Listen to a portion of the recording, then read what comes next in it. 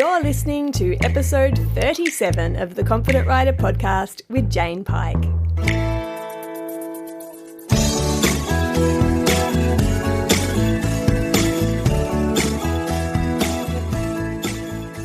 Today I am super excited because I am talking with Ben Longwell, who I have been wanting to get on for a really long time, and we've made it happen today. So welcome, Ben. Thank you so much for being here with me. Thank you very much, Jane, for having me. I really appreciate it. Been looking forward to it as well. So last year, at the end of last year, lots of people who listen to this podcast will know all about Dee. He's kind of a big deal around these parts. So,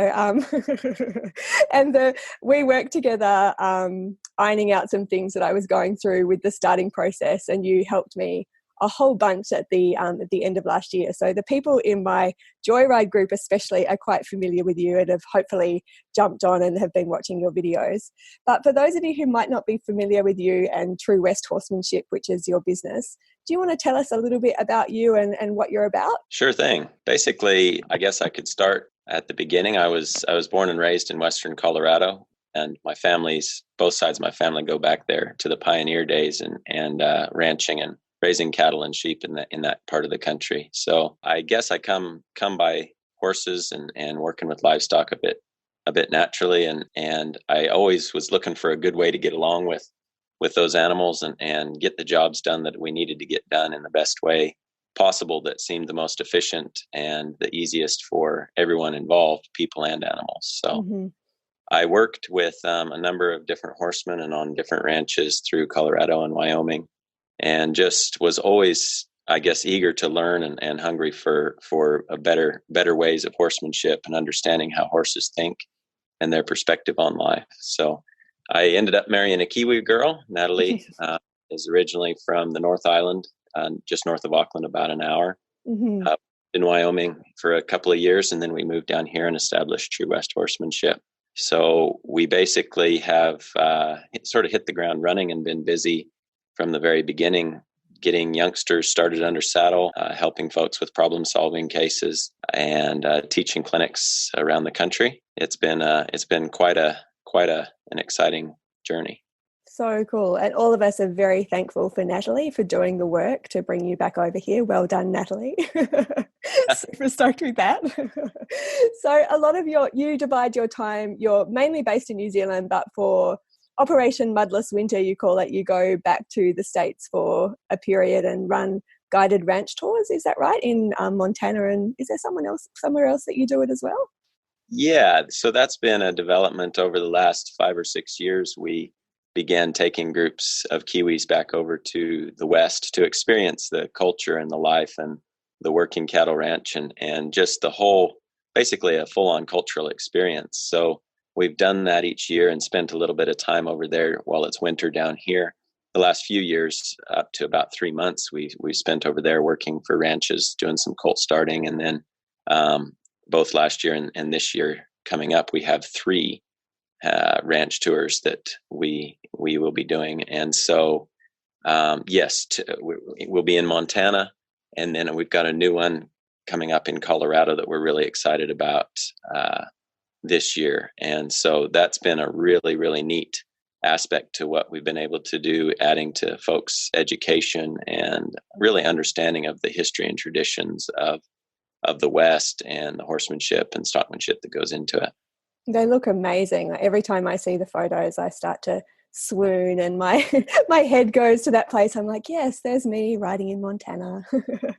But aside from that, with the actual cattle work, I mean, there is so much involved with that, and it seems to my sort of mind that no matter what discipline you're coming from, the benefits of actually working with cattle are so far reaching. It really absolutely is, Jane. It's just never ceases to amaze me how it builds a foundation of refinement and understanding in the horse and gives us a platform for advancing our maneuverability and the technical aspect of really anything we want to be able to do. And like you say, it doesn't matter what breed or discipline of horse we're working with. If we approach the cattle in a way that goes beyond just getting a job done with them, but being specific in what we'd like to have happen and basically using that as a platform to work on things, then it brings purpose to both horse and rider, and a real sense of enjoyment and accomplishment at the same time as advancing that technical refinement and maneuverability. So to me, it's the best of both worlds. Doesn't matter what discipline or breed there is. We've had lots of cattle working clinics all up and down the country here in New Zealand, and it's just incredible to see folks enjoying the process, horses enjoying the process, and getting such a fun time out of advancing that work. We just finished up a couple of station clinics at the Lees Valley Station here in North Canterbury, and it was just an incredible time up in the high country working cattle and seeing some really neat country, and they just went off really, really well. That's awesome. So my husband, Giles, was one of those people that was lucky enough to come to the station clinic with you.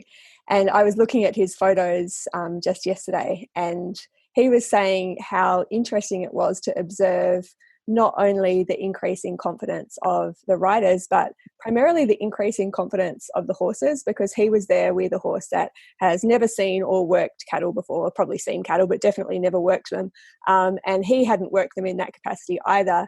And at the beginning, he was saying that Elvis, who is his horse, was sort of quite a little bit hesitant and unsure, but by the end of it was really like bossing them around and kind of in that space of knowing that he had a job to do and a purpose to do that with.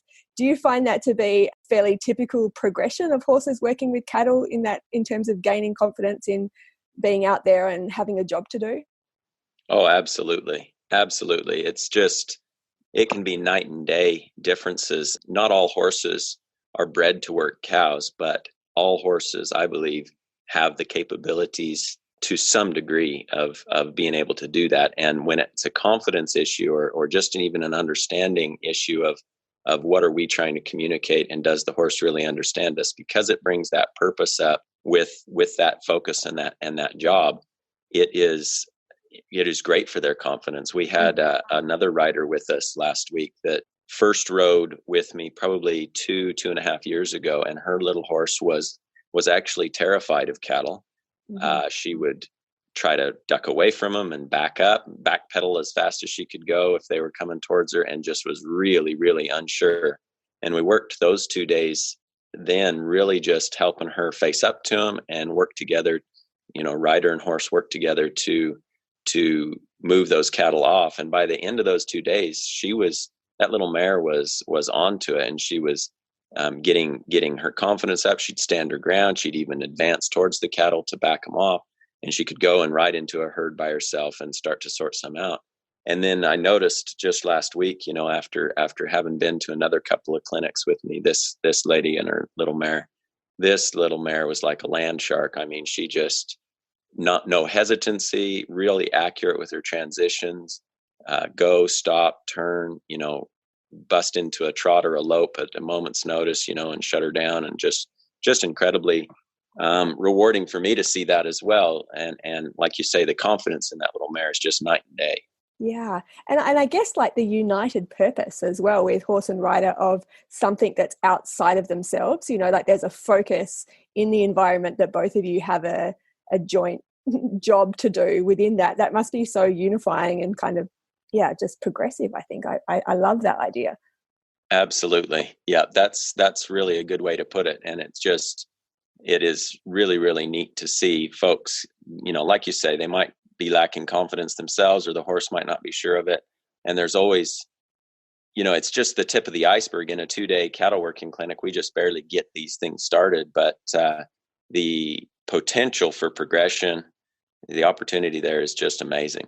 Yeah. And I personally have a competitive gauntlet laid down through Giles, who's like, we've got this time, this is what we had to do.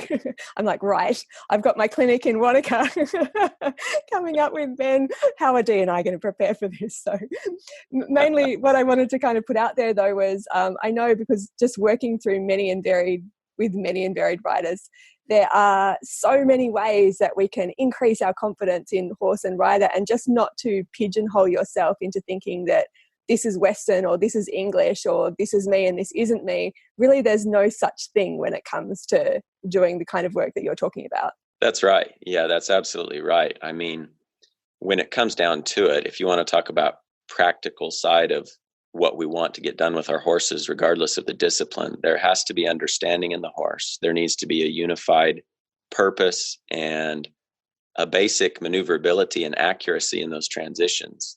So that's what we're working on with the cows. And that's what the platform there with the cattle does, is tests those things and refines those things in what we're trying to get done. So it doesn't matter whether you ever rope a cow or have that as part of your job every day with a horse. If you want to be able to hit a jump accurately or transition accurately in the dressage ring or whatever it is, work a trail course or an obstacle course accurately and precisely and responsively, then all of those things are really, really valuable. Yeah. And not to mention, it just looks really fun as well as a bonus. Yep. It is just a lot of fun for horses and riders. And so to me, that's what could be better, Exactly. Yeah, so much so. So I've got a lot of selfishly motivated questions, which I think will be shared by lots of people that I work with. But when I was with you last year now, so it seems funny to say last year because it was only a couple of months ago, but when I was with you last year, what was really resonant for me in terms of the process was, obviously, for those of us who have some established groundwork or work in a way where groundwork or in-hand work is a big part of what we do, we're always looking to unify how that component transfers to our work in the saddle. And what you really helped bring to the forefront and magnify for me was how it is I actually need to find harmony with my horse and get into harmony with him through the expression of rhythm and body language, so that becomes a transferable entity when we're together under saddle. Is this making sense so far? Absolutely. Yep. Yeah. So would you describe a little bit the process that you start with when you're working with horses on the ground, especially in terms of how it is we are showing up and working with our horses there? Right. I believe it all starts with how we show up and our approach. And our approach is adjustable, within certain parameters, I guess. Horses need different things, as different personalities and their different experiences shape who and what they are on any given day. Then our approach is going to adjust a bit. But in a general sense, I would say I really try to emphasize body language starting on the groundwork. And, everybody says that. Everybody talks about body language, or it's a kind of a catchword. And the truth is no matter how we do things, there is an element of body language because, well, there we are and we're moving around and our bodies are moving and the horses learn to pick up on those things, whether or not we're actually that conscious of what body language really means. The thing is, if we are not conscious or aware of how we can identify and define body language, then we're probably not being very consistent. And if we're not consistent, then it's really not going to mean as much to our horses as we might hope it does. Mm-hmm. The thing that happens, as we've discussed in the past, is we tend as people to use tools, and we create tools. That's what we're good at. And so we have a flag or a stick and string or the end of the rope to twirl and those sorts of things. And we use those things to get our ideas across to the horse primarily, rather than truly body language. And there's nothing wrong with each of those tools. There's a time and place to use those things, or to stay safe, or as an extension of our arm, or whatever the case may be. There's lots of different scenarios. Those are good tools to use, but they're not in and of themselves. They're not actually body language. So body language, I like to break down into 3 elements that we can actually define and sort of look at and assess how we're communicating with these things, and maybe if we're not getting the right idea across to the horse, how we adjust. So those 3 things to me are position, life or energy, and space. So position has to do with where you're at around the horse, but on a more subtle note, where you're directing what I call your intention, or where you square your shoulders up and you focus your life or energy. If you're consistent with that, that can become a very, very precise way, and yet a subtle way, to direct the horse from the ground. Again, all of this stuff correlates to our ridden work as well. Like you said, laying that foundation of communication as a way that that builds that towards the ridden work as well. So a big one that I see in position is where people get ahead of the balance point on the horse, ahead of their shoulder, sending them around them in a circle, only not sending, but leading or getting ahead of that shoulder and leading the horses around them in a circle basically does away with the balance point that's natural to the herd animal, which then will probably lead to the horse being disregarding of our position there, which means we could get stepped on or run over, and they tend to get a little bolshy or pushy on the ground.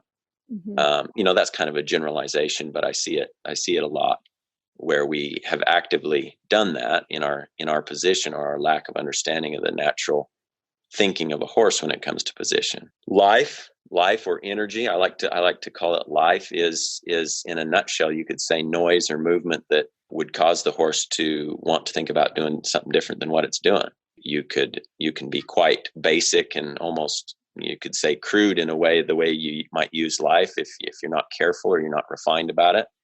One of the more refined aspects I like to think about is that rhythm or the tempo of our body language, the tempo of our life. And a lot of that comes down to our feet or our movements. If we think about the way horses move in each gait, those are changes of rhythm within each gait. And the changes between the gait is all about rhythm in their movement. And this is where we can really, combined with our position in space, we can really start to offer the horse that harmony that you mentioned. It's really, really crucial, I think, that from the very first time we work with our horses, or the first time I work with a horse, before I assume that they know anything or would understand anything that I'm going to ask them to do, yes, I'm going to start by just trying to communicate those things, but I have to be careful, and I want to be purposeful in offering that horse harmony first. If we're to use harmony and disharmony as a way of communication, as a way of asking the horses to make a change, then they have to first know what harmony feels like. And if they've never been worked that way with a human, in other words, if it's been mostly being made to do things or mashed into doing things, and they end up doing things somewhat reactively, it might be the right thing, but the right thing done the wrong way, then harmony and disharmony is not going to have much of a meaning to them, because it's all kind of disharmonious, harmonious. They don't have that built in there where they understand that this could be part of it. So the tempo of our life has a lot to do with how refined and subtle we can get with the changes we're asking them to make, not just in speed transitions either. And again, it correlates directly to the ridden work and the way we want to ride him with the use of our seat and the rhythm of the movement of our seat when we're in the saddle. That was such a pivotal, sorry to cut you off there, Ben. That was such a pivotal understanding for me when I was with you, and something that I really latched onto and have been practicing ever since. But offering to go with whatever they present in the first instance to create that harmony. And then for a horse like D, who's obviously very in the very raw stages of developing finesse under saddle and naturally very forward moving. So he was disinclined to come back, and more inclined to be keeping on going forward. Just demonstrating my not wanting to do that. Perhaps, maybe we need to slow down, or maybe we want to stop, by actually purposely going out of harmony with him was such a light bulb moment, and has been so instrumental in actually turning that around. It's been fantastic. Absolutely. It's once we have that light bulb moment in our own minds, then we can really set it up to be working more and more with the mind of the horse, because of the way we've approached it. Instead of focusing on the physical side and saying, oh man, this horse is going faster than I want, or this horse isn't going as fast as I want, as an example, we can instead purposefully make sure they know what harmony is like, and because that's comfortable to them. And if we're truly going to work with the mind of the horse, then we need to offer them comfort, so that discomfort means something. Otherwise, if it's all uncomfortable, if it's all disharmonious, then there's no better deal for them to look for. There's no full subtle way that we can use something as simple as that to ask for a change. It's such a lovely process to go in with, because now when I get on, I'm like, okay, what have you got today? Like, where are you at? how can I go with you? And if it feels a little fast, maybe you can set the pace, but I'll set the direction. So we're finding harmony within that. And then I can start to purposely disrupt the pattern a little bit to go, okay, how about we come together a little bit and you come to meet me in the middle as we're working through this. That's exactly right. What folks don't realize, and you and Dee are a classic example, is with that forwardness that was a little bit unnerving because you felt like you couldn't control it. Mm-hmm. Slowing that down does not help build the ability to control that speed. All it does is sort of argue with the horse's natural inclination to be forward, which is actually a good thing. Yeah. So instead of building the ability to redirect that forward so that it doesn't feel so out of control, we just take that forward away. Mm-hmm. And before we know it, we end up with a horse that's either kind of frustrated because he can't go like he feels like he wants to, or we've taken it away and he actually won't. Yeah. And there's an inadvertent punishing for doing something which shouldn't be punished. I mean, he wasn't doing anything wrong by going forward like that. It just felt really ick to me, like it was just a bit much. And so that was such a great way of kind of redirecting my mind and getting me to find that harmonious place with him. The other thing that just to throw in is that I thought the other day, so as of our last few rides, we're super forward. So nothing's actually changed, but the feeling has changed. And so now we have forward with relaxation, and I'm so happy to go with that. Whereas before it was forward with like, where is this going to end up? You know, that sort of feeling of potential that could go in one direction or another. And now that's dissipated. It's like a whole new world. Yeah, exactly. And then you're just building on refining that speed element as well, but always being careful not, like you say, not to punish the forward, just putting it to work, redirecting it. And, you know, with time and, you know, wet saddle blankets where he starts to get a little tired, he'll slow himself down a little. He'll start to learn how to rate himself and use his energy wisely and stuff. And that's where like what Giles did last week, riding with us for 5 days and getting up in the high country and stuff and just really putting the miles on really helps balance those things out in a horse. Mm-hmm. Yeah, that's awesome. So I interrupted you. You talked about position and life, and we're just about to get on to space before I got excited and interjected. That's right. Space is so important on our groundwork, and we often think about it in terms of the horse respecting us or us staying safe around them on the ground, and that's part of it. But what we don't realize sometimes is the use of our space, the way we are consistent with our understanding of our space and their understanding of our space, has a lot to do with how we're going to use that to communicate. A heavy or unresponsive, dull kind of horse, it's really easy to run out of space when you're asking them to move off you or move away from you and these sorts of things. It's easy to eliminate that element of our body language, and that doesn't really ever help. Another, you know, on the flip side, you might have a really sensitive horse that will stay right out of your space, but it's kind of a reactive sort of way of moving and behaving. So there's a balance in there somewhere where we need them to be aware of us and responsive to the use of our life and space to move them off of us or back away from us or those sorts of things. And it will keep us safer on the ground, especially combined with a good position ahead of that shoulder that would always mean for them to stay back off of us or not run over us. There is going to help us all stay safer on the ground. But really, these three elements in our body language, they sort of work together. It's sort of like a three-dimensional thing. You don't usually use one at a time. It's usually at least two, if not all three things, most of the time working all together to try to get an idea across to the horse. This is body language. Another term I use is indirect feel. So it's a feel that we're offering that horse to try to do a specific thing or move a specific direction, shape themselves a specific way. And it's an indirect thing because primarily we're not going to be touching the horse when we do that. On the flip side, we've also got the direct feel, which for most of us when we're doing our groundwork is a rope halter and lead rope.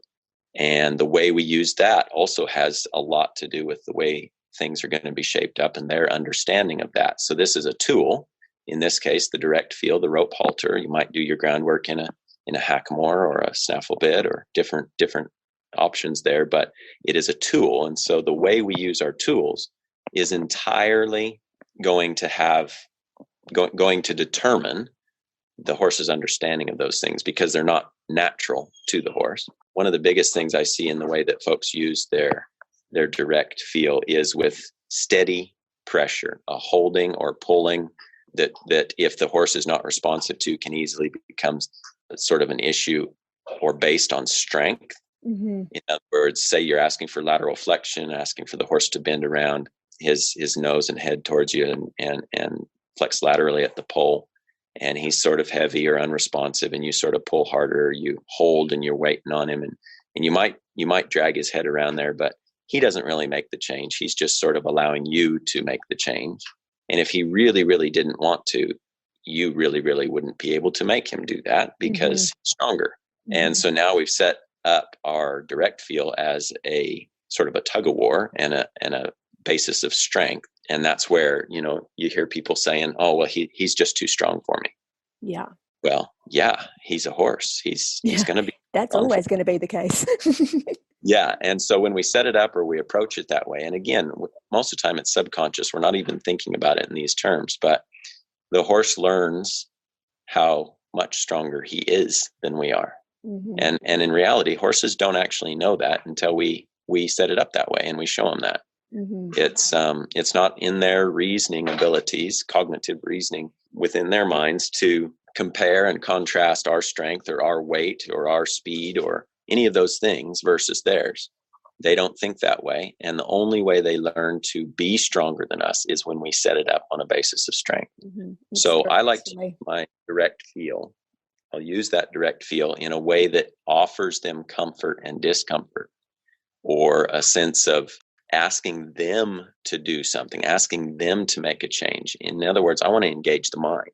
Mm-hmm. I don't just want lateral flexion at the standstill that does not involve the mind of the horse, any more than I want anything that doesn't involve the mind of the horse. So when I ask, I'm going to ask with a bumping action, starting with just a flick of my pinky where the weight in my lead rope is just lightly tapping their nose, with that rope halter. That's my first cue. Even just taking the weight out of that rope would be my first cue to the change that I'm asking them to make. And then if they make that change, they've engaged in that. I've not made that happen. They've chosen to bring their head around, and I look for the mental engagement of the eye or ear or nose checking me out there as an example, But it's really important that the way we set that up, there's that release, of course. Mm-hmm. But the request is if it needs to be a little firmer, I can firm up that bumping action, and I can make that pretty annoying and uncomfortable for the horse to just ignore. But I'm not going to make him bring his head around. Mm-hmm. And this is just an example of the way we use our direct feel. But really, when we're doing our groundwork, we have the direct feel and indirect feel working at the same time a lot of times. And we want to be aware that we don't use the direct feel too much for getting them to go faster, or getting them to move away from us, or getting them to slow down or stop. Or it's really there to get them to soften at the pole, to bend laterally and vertically. And so that helps shape direction. But a lot of times when a horse is running you over and you flick that lead rope, that's kind of, in my mind, that's the wrong tool to get down to the feet. It's our indirect feel, our body language that we're wanting to use there. So that's just some examples of the differences between the two and some of the pitfalls that folks fall into. So fascinating. What I find really interesting, and I think this has to do with our associations between, or perhaps our inability to differentiate between assertiveness and aggression, or like you have mentioned many times, the difference between being nice and kind, so that when you ask someone to lift their energy or to be a bit more expressive in what it is that they're asking, say to motivate a horse to move or to get a little bit more engagement, that's very much a practiced process of being able to liberate that energy within your body. And just having audited a number of clinics, I find it interesting how stuck we can get within ourselves with our emotional volume, with being able to sort of turn up, or energetic volume would be a better way of saying that, being able to turn the energy up and dial it back down Is that something that you see a little bit of? I hope I've made sense with that. Oh, absolutely. Absolutely. So, I mean, again, another big subject. The difference between aggression and assertion to me has to do with what is a negative emotion versus a positive, not even emotion really, but intention. Really an aspect of leadership and intention. Mm-hmm. Assertiveness is needed at times for clarity, for direction, for safety, all those things. And all those things are not just for us, but for the horse. And there's times when a lack of assertiveness, we may feel like we don't want to rock the boat. We want our horse to like us, all these things, but there'll actually be in the horse's mind a lack of understanding, which means a lack of response, which means a lack of them feeling safe, truly, all those things that we're hoping to provide and be there for the horse.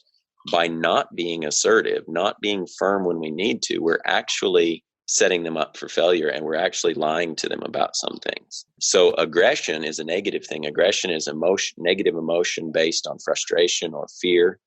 And it's not going to, it may have the same results on the outside. In other words, the horse might go ahead and do what you're wanting him to do or whatever, but it's not going to have the same quality of communication. Your timing will be worse. Your timing of your request, timing of your release, all those things start to go out the window when we operate in that negative emotional place, rather than a clear-minded assertiveness that knows what we're looking for, knows the horse's level of understanding, and follows through to whatever degree necessary. So yeah, you're absolutely right. And it, again, a really big subject. There was another aspect you had added on after your statement about assertiveness and aggressiveness. What was that again? I was talking about, what was it? But the difference between being nice and kind. That's right. Yeah. Sometimes we think that they're the same thing, or that they are sort of synonyms, and in a way they might be, but there really is a difference. In other words, kindness is much more far reaching. And there's times when, in order to be kind, it may not actually be that nice, but in the long run, it's going to have a much bigger impact on the understanding of the horse and the relationship that we're hoping to establish. And on the other hand, niceness, always niceness, in some ways that isn't necessarily kind to a horse, to not set them up with the right kind of understanding in what they need to know and be able to do for success in their lives. Absolutely. I love, I think clarity is the ultimate kindness. Like if you can be clear on what it is that you're setting up and your expectations and your process, and really it's a no-fail situation. That's right. And that can only come with experience, whether that's consistency with your own personal horse, and the journey that you're on there, or whether you have the opportunity to get around multiple horses. What I've found in my own experience is the more horses I've gotten around, the more I've been able to learn all of these things and apply what I've learned and what I am learning and what I hope to learn. It just is a never ending thing, as we all know with our horsemanship.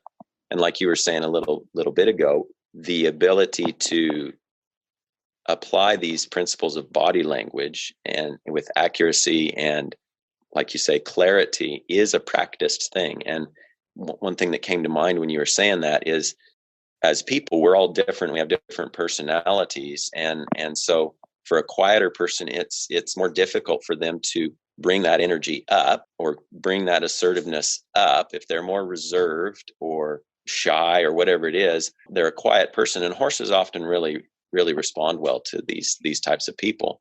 But there's some horses that need a little bit more. There will be moments when all you can do isn't going to be enough, and it's tough for a quieter person to learn how to bring that life up and be firm or assertive at times without being angry or fearful, and then they find that the only time that they're actually effective with that horse is if they have to get mad, Yeah. And and then on the flip side, you've got some folks that are naturally really vivacious and energetic, and they'll bother a quiet horse without even realizing why. Yeah. But they're learning they want to learn how to be quiet or slow their motions down or think about what they're doing with their bodies before they just jump in the middle of it, and so really the way I put it is, on a scale of 0 to 10, our level of life or energy we're wanting to always to be able to expand that. Mm-hmm. We always want to be able to be more expressive and less expressive than we were previously. Mm-hmm. That's what Ray Hunt said is there'll be moments when the quietest, simplest, most subtle thing you could do would be too much, it'd be too loud. Yeah. And there'll be another moment, maybe in the same horse, the same day, possibly, that the most you could do and the firmest, most assertive thing that you could put out there wouldn't be enough. Yeah. And those are the extremes that we're dealing with. I've found and again, this is just a trial and error situation where if I've done something with D that he's expressed some form of resistance to and I've added more, it only increased the resistance. And if I was like, okay, well, let's just actually tone it right down, then I get a much better result. Whereas my sort of modus operandi was to try to insist a little bit more. So it's been a really good lesson for me in sort of like toning things back as well. Yeah. I was throwing things around in my mind as you were talking about the assertion and the aggression difference too. And I think that one of the key standouts for me is that aggression usually lingers. Like if you do something in aggression, there's like an aftertaste or an energy that's there that's kind of still perpetuated after you've asked for what it is that you've wanted or followed through. That's whereas with assertion, it's done in the moment. Like you've asked, it's done, we're done. That's exactly right. That's a good point to make, because aggression is that negative emotion. Then even if you're one of these people who doesn't stay mad for very long, you still have that little, like you say, that's a good word, aftertaste, or a little churning going on there for a few moments after the, explosion or whatever you want to call it. Whereas assertion, when it's based on just a clear-minded, attempt at communication and direction, then it's in the moment and it's done and it's over with. And that's really the way horses operate pretty much. They pretty much stay in the moment and they don't get too worried about the past or the future as far as those things are concerned. Yeah.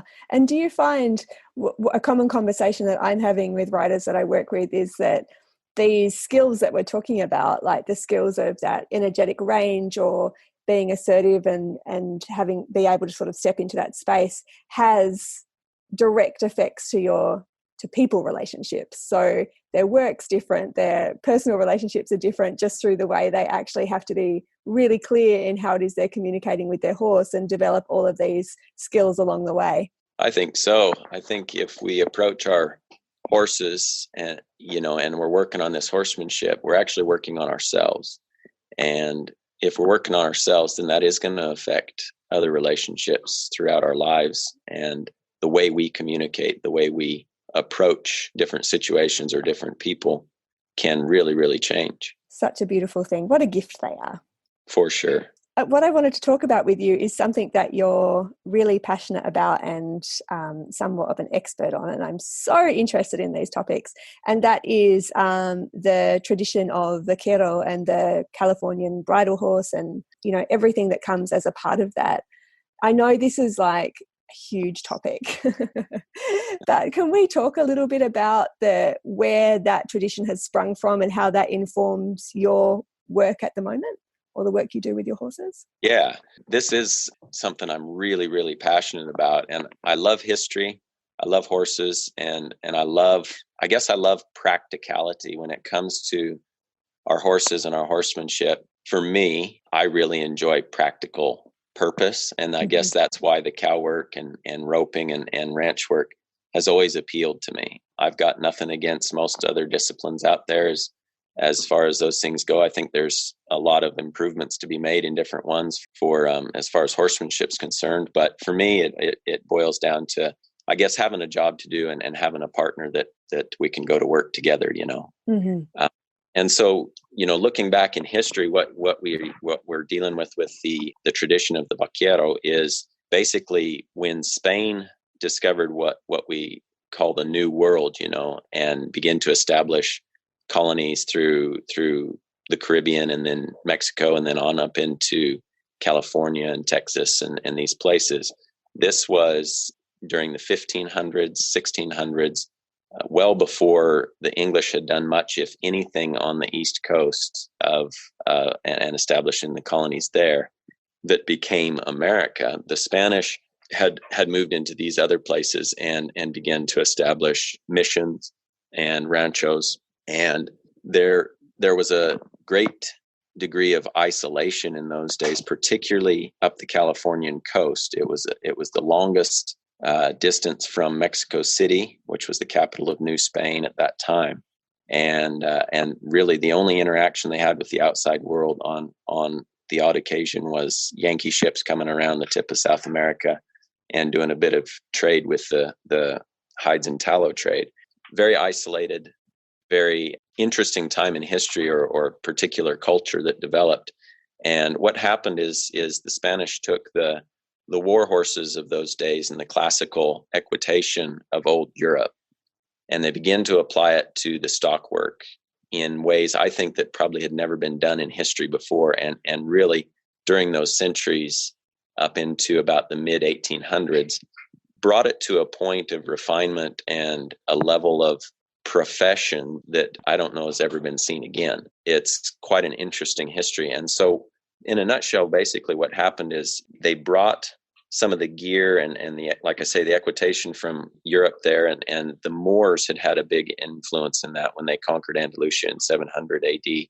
They brought with them the concept of a noseband, which became the bozal that we know today. They brought with them some of the influences of the bridle bits that we see today, and some of these things, and basically combined it with the equitation that you saw in old Europe. And again, they brought that and they started to combine that with the stock work. They were the first ones, the Vaqueros were the first ones to use ropes to try to handle the cattle and work with them. They started to put horns on their saddles in order to dally the ropes to. All these things started to take place over the course of these centuries. And it was really a long process as far as the refinement of what became known as the California bridle horse. It had all of those elements coming together.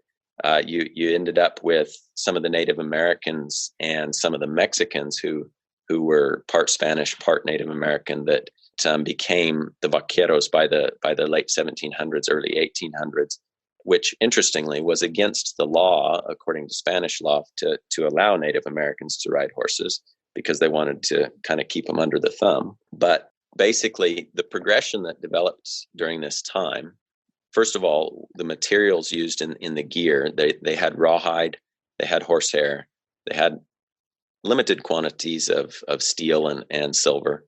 So this was sort of the materials that they began to use for their bozals and their mecates to tie the hackamore reins, and those sorts of things. So the progression in a nutshell is the hackamore stage, the two rein stage, and then straight up in the bridle. And it's so fascinating.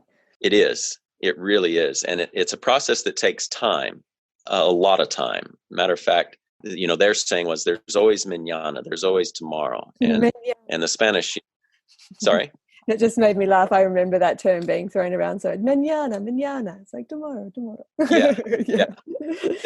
They had a mindset that was very focused on the horse. And really, the horsemanship was the culture. Basically, in those days, you could, in that culture, in those days, in order to be someone in the community, or if you weren't a don, a landowner, with the land grant Spain, born into sort of that nobility, then the only way to be somebody was to either be a horseman or a singer or a dancer. That was kind of culture that was there. And so a lot of guys, that was their passion. That was what they did. And in those days, it wasn't handed down. It wasn't spoken about. The secrets were really guarded. And the old time, really, there were no clinics. There was no podcasts. There was no. They were hard won. Yeah, it was something that if you wanted to learn about, you kept your eyes open and your mouth shut. Yeah. And you just watched everything you could, even if you had to peek around the edge of the barn to see what was. Because literally, if somebody saw that you were watching them, they'd quit. They'd quit doing what they were doing, and there'd be nothing said about it. Yeah. So the hackamore stage, that's quite different to what some people might have pop up in their mind as the mechanical hackamore. This is right. A completely different piece of equipment. Do you want to describe a little bit what the hackamore looks Sure. like? So hackamore comes from the Spanish word hakima, And a lot of these terms were anglicized as the Anglos came into different regions. And what we know as Western riding today is largely anglicized and has that influence from what became the cowboy, mostly from Texas and those sorts of things. And that's a history that some folks are a little more familiar with, probably thanks to Hollywood in part, at least. Mm-hmm. So the hackamore is made up of the bozal, which is the noseband braided out of rawhide, the macate, or again, anglicized term McCarty, to tie the reins around, and then usually a simple hanger, sometimes with a fiador, which is a cotton rope used like a throat latch to tie to the heel knot of the bozal. This makes up our hackamore. And so it is, like you say, very different than a mechanical hackamore. Completely different principles, completely different tool.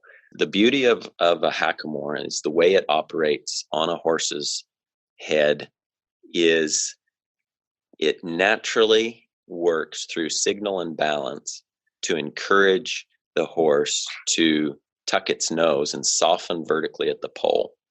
From a very early stage in a horse's education, you can use this tool, if it's properly used and with preparation, to encourage a horse to start to carry themselves really, really quite a lot better than any other tool, in my opinion. And so just as a point of clarification for the actual equipment, what we might typically hear a lot, or what I hear typically a lot, is the bozal is referred to, or almost it's intimated that that's the whole bridle, but that's actually just the noseband piece, and the hackamore is the entire set with the bozal and the macate attached. Is that right? Yeah, that's correct. So yeah, here in New Zealand, especially, it seems like it's referred to as the bozal. Yeah. But to be correct, the bozal is the noseband, and the whole setup is the hackamore or hakima. And so then in the Vaquero tradition, would that be, at what point would you graduate to the two reins from the hackamore? Right. So the hackamore stage typically may last 1 year, 2 years, 3 years. It really depends on what you want your horse to know. This is where we're laying the foundation, and we're in two hands to start with, and we're working into getting into one hand. So we're neck reining before we go to the two rein stage. Primarily, we're going to want to be in one hand as much as possible when we go into the two rein stage. So everybody has a different idea of what you may want to get done or want to be able to communicate with consistency and clarity, to wrap up the hackamore stage. And in regards to that, as far as everybody having different ideas, the one thing we want to remember about this tradition is it was passed down, like I said, very little, not very well for a while, but it was passed down orally. It was not written down. There was no books that we can trace back to 1600s, 1500s that were written by vaqueros. They were mostly illiterate, actually.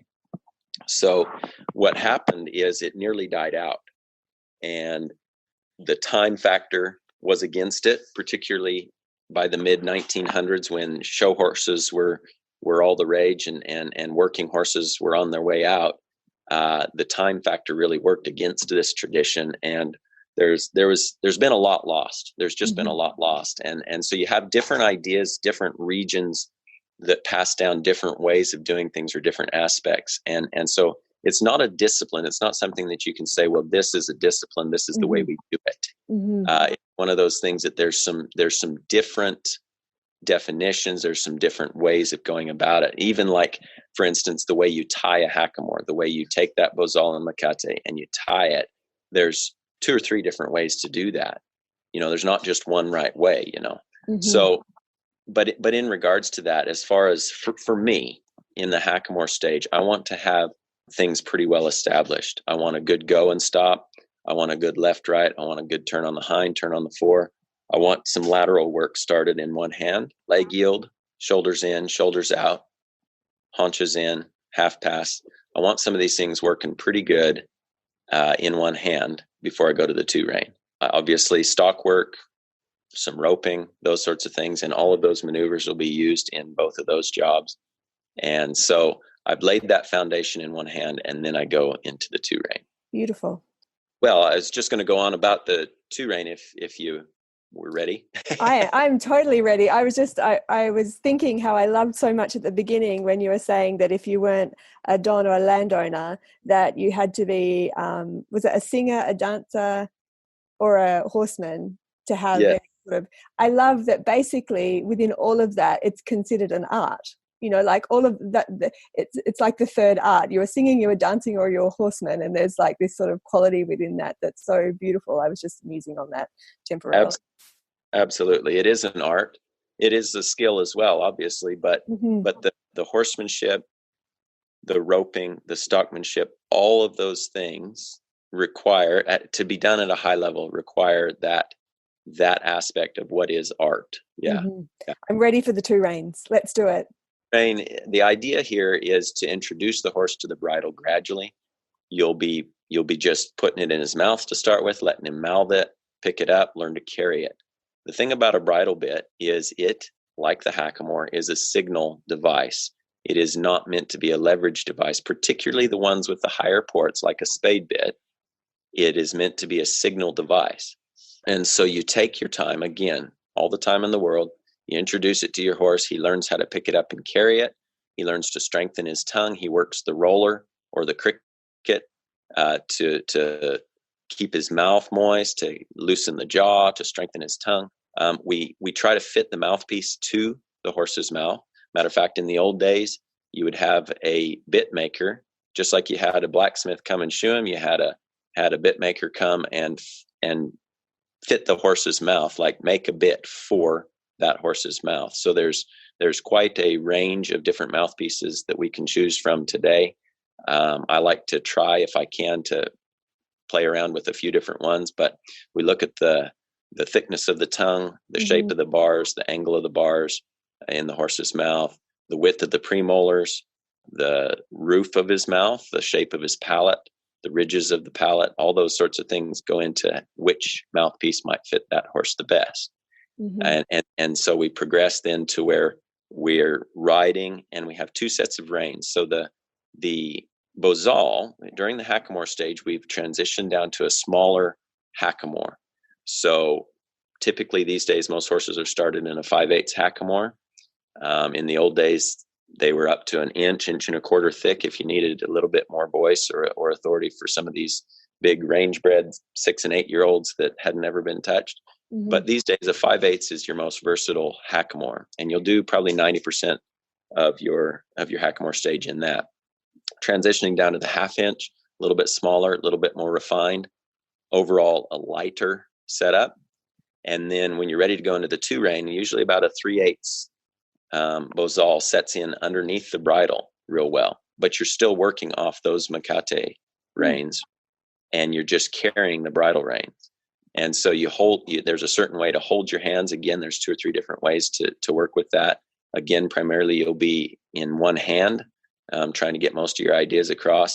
If things need fixed up, if you need to address a bit of brace, if things are falling apart or you need to work with some speed and stuff, you'll definitely be on the Bozal reins rather than the bridle reins. But over the course of the 2 rein stage, which might be 6 months, might be a couple of years, just depends how much you're able to ride and where you're at with your horse, you're transitioning your signals over to the bridle reins. One thing to bear in mind with all of this, even from the very first ride, is that we're riding through our seat and legs. We're using our body. So our hands are not the primary way we're trying to communicate with them. It's for finesse at this point, huh? Exactly. And like I say, if things need fixed up, you're not ramming and jamming in the bridle reins. You're using the hackamore rein. Basically, as you're able to start to see if you could put those hackamore reins down and ride them in just the bridle reins, you're sort of starting to assess what you can get done, his understanding of the bridle, and work towards the third stage, which we call straight up in the bridle. And that's where you'll still have a little bozal. It's called a bozalita, which is about 1/4 or 5/16 of an inch underneath the bridle for leading. So you'll have a get down that matches the diameter of that bozal, little get down rope that you'll lead with, because you wouldn't ever take the reins over his head and lead from the reins. So if you're getting down to doctor a calf or open a gate or do a little groundwork or whatever, you're doing that off of that little get down rope. One thing to note, I wanted to say about the bridle bits. A lot of people ignorance is not always bliss. And a lot of folks look at these bridle bits and they say, well, that's an awful lot of metal. That must just be a horrible bit. Well, yeah, if you put that in just any horse's mouth and with the way most riders use their hands, that's not going to be a good combination. Mm-hmm. That's not what it's about. The thing we want to remember, though, about these bridle bits, number one, surface area. If there's more metal, then you're actually spreading any weight that you have from your reins over more surface area. So you could say that the narrower a bar or a mouthpiece, the more pressure you'd be able, or the more pressure the horse would feel with the same amount of weight. Mm-hmm. In a focused area. Focused area, exactly. Mm-hmm. The other thing, of course, to remember, and this is foundational, is that the whole deal is based on signal and balance. The whole deal is based on us riding with our seat and our legs to shape direction and movement of the horse, speed of the horse, those sorts of things. So the bridle bits are signal and balance, and they were refined, and the engineering that goes into it, to think that before they would have had computers or ways of calculating these things, the engineering that goes into the balance of these things is incredible. To think it was being done 500, 600, 700 years ago by folks that were probably illiterate is mm-hmm. really remarkable to me.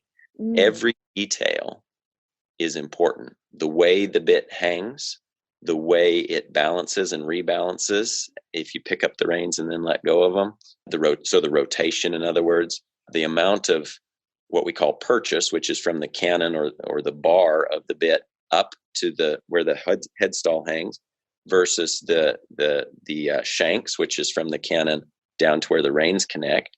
All of those ratios change things or have impact on the way the bit operates. The overall weight. Some cheek pieces hang, like if you hold the bit in your hand flat, certain cheek pieces will roll a little bit forward. Others will hang straight up and down based on the way the different cheek pieces operate. You've got Santa Barbara cheeks, Las Cruces cheeks, Santa Paula cheeks, different styles. And so they all serve a different purpose. Then inside the horse's mouth, you've got the roller, which encourages movement of the tongue and jaw, keeps that jaw loose so they're not getting clamped down, exercises the tongue to strengthen the tongue so that it picks up the bit. The bars aren't resting on the bars of the horse's mouth. Strengthen that tongue.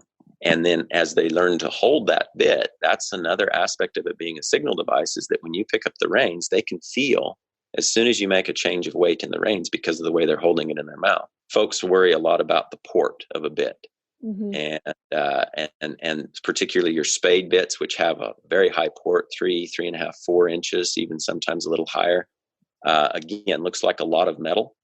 The curb strap underneath the chin prevents that bit from over rotating. And the idea being that it wouldn't even really hit him in the mouth at all, even if you were to pull on it too hard. But if it did, worst case scenario, it did, that higher port, the higher spade, would actually come in contact with the hard palate up in the upper part of his mouth, which is much, much less sensitive than the soft palate down low. Mm-hmm. So if you were to pull too hard and your curb strap wasn't adjusted properly and a bit did make contact, you'd actually would cause pain with a lower ported bit more than with the higher ported bit. So altogether, it's just a piece of master craftsmanship, basically. It is an absolute piece of master craftsmanship. And like I said, the scientific detail that goes into those things is just, to me, really, really remarkable. I can imagine back in the day, when all of these traditions were really at their peak, that these people that were, the leather workers and the saddlers and the forgers and the people making the bits would have been in, really high standing. Yeah, I think so. Yeah. It's just fascinating. So are there places that is there a good book that you would recommend on the Vaquero tradition, or is this sort of like bits and pieces that you've accumulated over time?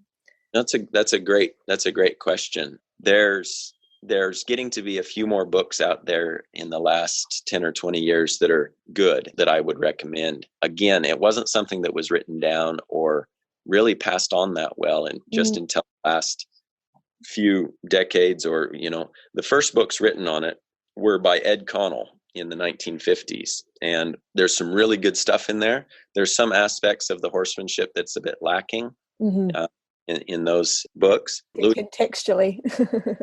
Yeah, Louis Ortega was a rawhide braider, one of the finest in all of history, who wrote a little bit about it. He wrote some articles for Western Horseman, I think back in the 40s. Just some basic stuff there that was just still there in the interest of some people and different parts of the country. But in more recent times, the two books that I would primarily recommend are The Art of the California Bridle Horse by Mike Bridges, and The Hackamore Horse, I believe it's called, by Jeff Sanders. Jeff Sanders, Hackamore Horse. Yes, I've heard of that one. These are thorough, written by, top-notch horsemen, and those are ones that I would recommend for further study and really, really gaining a well-rounded understanding of these things.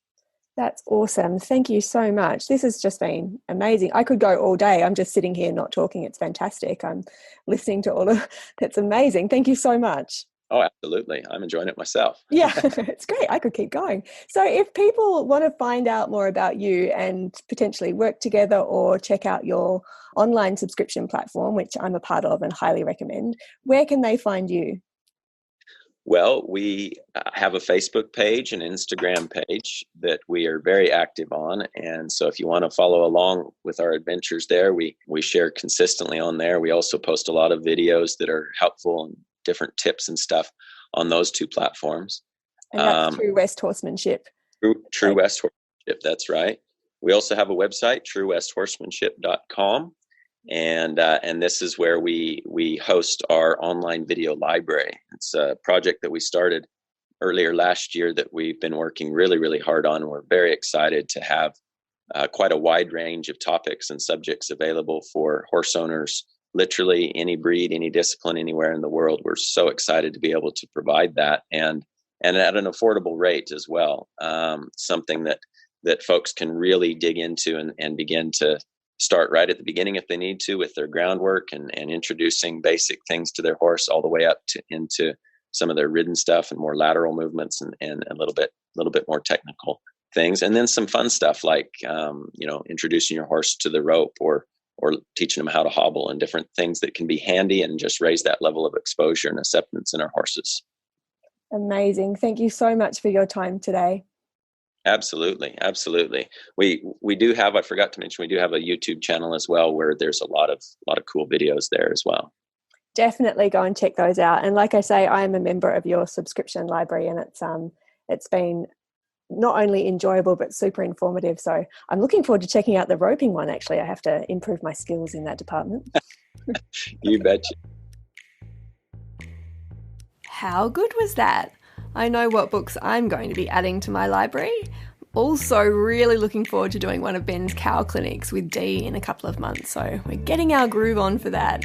Once again, if you want to find Ben online or work together with him, the best place to do that is via his website, truewesthorsemanship.com. You can also find him on Facebook, Instagram and YouTube by searching True West Horsemanship. If it's me you're after, www.confidentrider.online. Flick me a message and I will get straight back to you. In the meantime, have a fabulous day. I hope you enjoyed that as much as I did, and I'm looking forward to talking with you again in the next episode.